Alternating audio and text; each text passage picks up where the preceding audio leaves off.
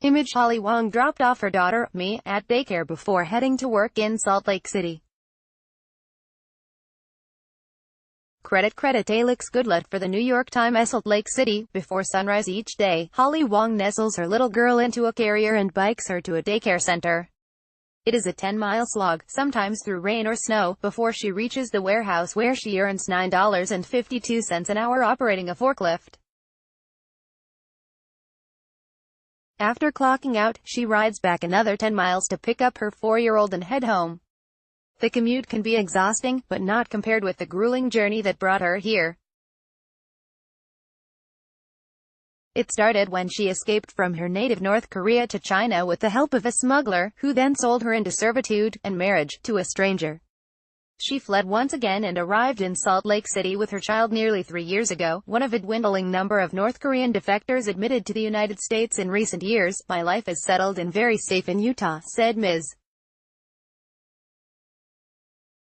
Hwang, 39, who hopes to learn enough English to become a truck driver. North Koreans have been fleeing economic and political oppression by the thousands for 2 decades.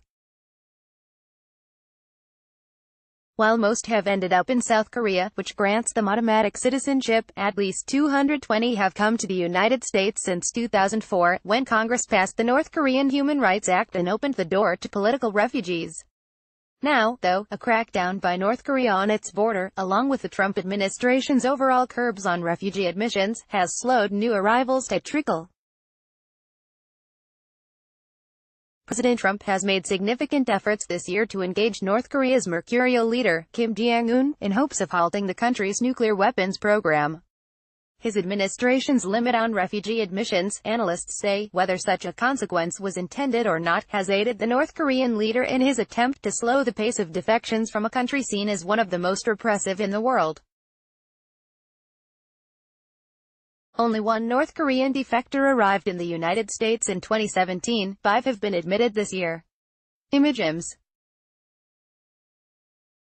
Hwang working at the Latter-day Saint Humanitarian Center, where she earns $9.52 an hour operating a forklift. CreditCreditAlex Goodlett for the New York Times. Supporters of the 2004 humanitarian law, which Congress reauthorized in July and Mr. Trump signed once again into law, have expressed concern that the drop in arrivals dilutes any message to North Korea that the United States is committed to integrating human rights with national security. The fact they're working on a nuclear agreement doesn't take anything away from the fact Kim Jong-un is oppressing his people, said Hans van de Weerd, Vice President for United States Programs at the International Rescue Committee, one of the organizations that helps settle North Koreans in the United States.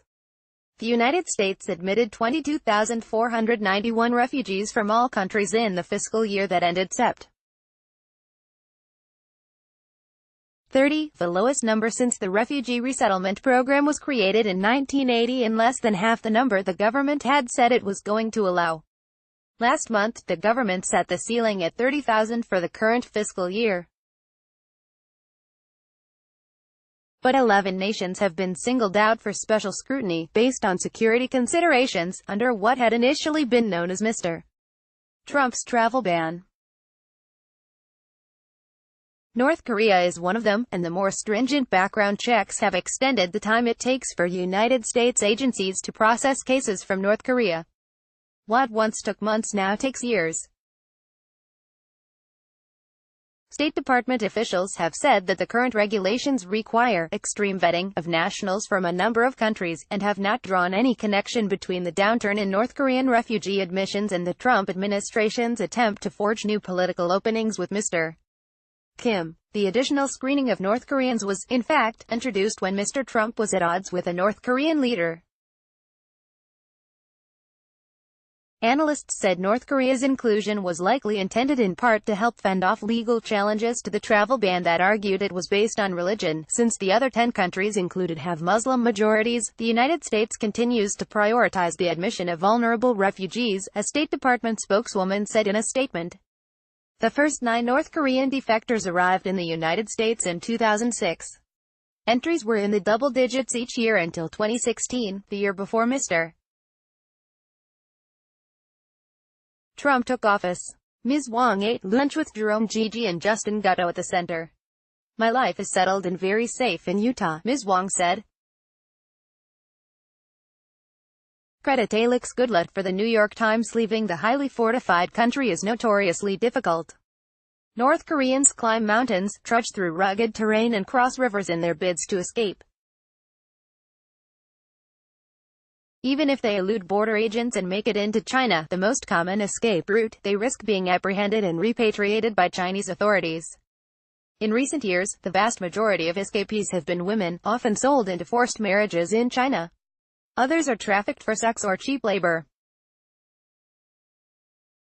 Joanna Kim, who arrived in Salt Lake City last month, said that the Trump travel ban and the extra vetting that followed are to blame for her 2 very hard and long years parked in an immigration detention facility in Bangkok. Other North Koreans who had applied to come to the United States gave up, she said, because the protracted wait became too stressful. They could reach South Korea in a matter of weeks. Many, like Ms. Hwang, have no contact at all with the loved ones they left behind. Families there cannot exchange letters in the mail, there is no internet coverage. Moreover, there are fears that North Korean authorities could exact retribution against families if it is discovered that their close kin live in the United States. To be living as a North Korean defector in America is the biggest treason to the country, said Andrew Hong, executive director of the group Emancipate North Koreans, a nonprofit that assists defectors in the Chicago area. Those in touch with family in North Korea struggle to support themselves and those they left behind. In contrast to the enormous success of South Korean immigrants and their descendants in the United States, most North Koreans, as a result of limited education in English, qualify only for low-paying work. D.D. Hwang, a defector who arrived 2 years ago, works at a factory by day and at a Walmart overnight. Every 2 months, he funnels cash to his family through an informal money transfer network. Mira Monica with a North Korean refugee after her arrival at the Salt Lake City International Airport. CreditCreditAlex Goodlett for the New York Times. Staring sadly at a frayed print of a digital photo of his wife and 2 children, he said, "I am free but it's lonely without my family." In her first attempt to reach China, Ms. Hwang, the single mother, was captured by North Korean border agents and delivered to a labor camp, where she harvested potatoes and collected wood. If she talked to another detainee, she recalled, a guard might grab her by her hair and stomp on her. She was released when she fell gravely ill, she said. "I was purple and blue and almost gone," she recalled, her eyes glassy with tears as she shared her story in a playroom at the International Rescue Committee as her daughter, Mi, resplendent in a shimmery pink Korean long dress, entertained herself nearby. Ms. Hwang and a sister eventually made it to China with the help of a broker, only to be sold off as brides to Chinese men who took them to different cities. They have not seen each other since. Together with her baby from the forced marriage, Ms. Hwang made the passage to Thailand in 2015 with the help of South Korean guides. In Bangkok, mother and daughter were processed and on their way to the United States within 6 months, an unusually speedy transition. Ms. Hwang, who helps load goods with heavy machinery at a Mormon aid distribution center, says her dream is to study business. She is also striving to master enough English to pass a commercial driving exam. "You make good money as a truck driver," she said. Like many North Koreans, she has found a South Korean church that provides her a sense of community and some financial support.